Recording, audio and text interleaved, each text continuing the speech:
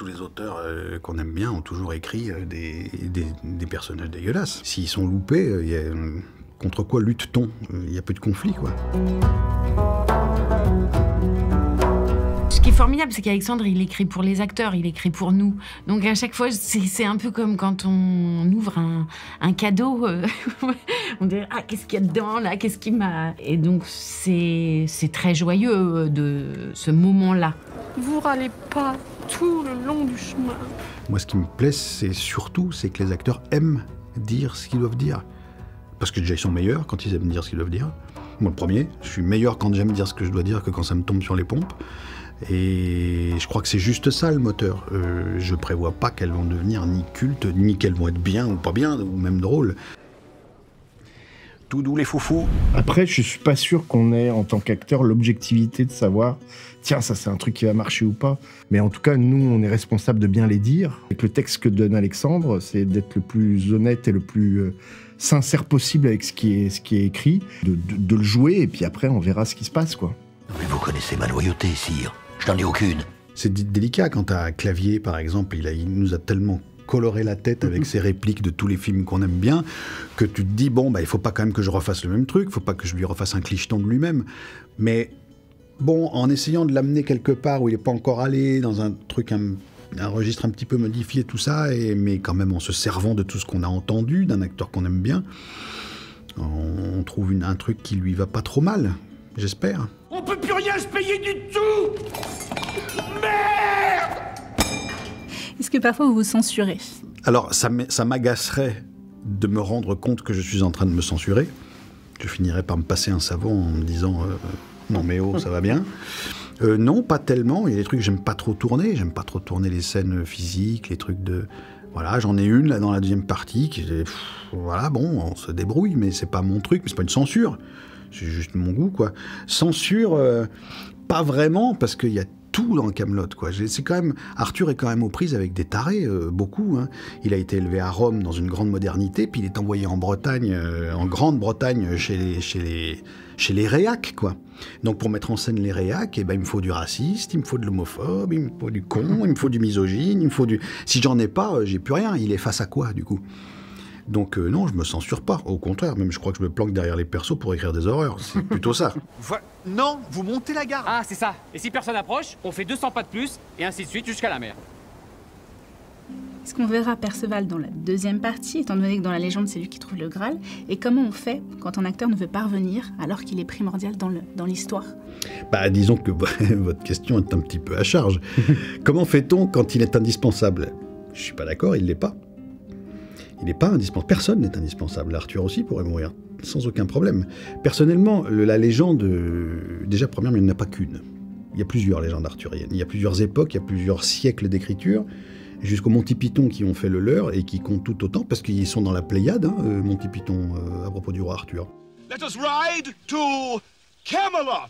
We're knights of the round table, we dance whenever we're able, we do routines, we call the scenes, the footwork impeccable. On y est parce que une mythologie, c'est une brique sur un mur. On ne la juge pas, mais je veux dire, il y a eu Geoffroy de Monmouth qui a écrit sur commande, qui a inventé un passé royal à une lignée, et puis après, il y en a eu d'autres qui ont écrit un Arthur plutôt amour courtois, plus tard, encore une autre brique. Les Monty Python avec Sacré Graal, bah, c'est une brique, on n'a pas à la juger, ça fait partie des gens qui ont raconté Arthur. Donc il n'y a pas une légende, il n'y a rien à respecter. C'est vrai que l'acteur de Perceval n'est pas revenu, c'est le destin. Ça veut dire que l'histoire doit bouger. Donc l'histoire a bougé. Ce que je peux dire, c'est que la relation entre Perceval et Caradoc, donc qui est un pan important de Kaamelott, dans ce film et dans les deux parties, a été une chose très forte et touchante à tourner pour moi.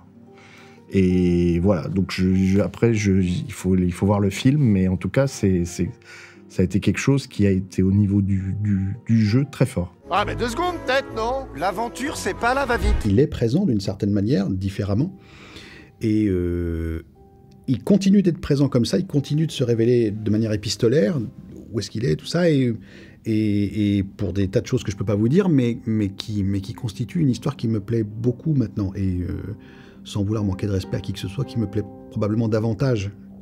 Et puis aussi tout un tas d'autres trucs que je vois pas l'intérêt de vous confier. Alors arrêtez d'en être surpris.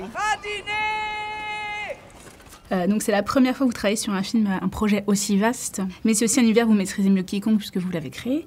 Comment trouve-t-on l'équilibre entre le contrôle et le lâcher-prise? Parce que j'imagine qu'il y a des choses que vous avez dû lâcher un petit peu. Encore une fois, ça s'organise pas. Le lâcher-prise, ça vous surprend, sinon c'est pas un lâcher-prise. Mais je sais pas s'il y a... Je sais pas si je le considère comme ça. Je suis très... J'aime beaucoup ce que je ne comprends pas. J'adore ce que je ne sais pas.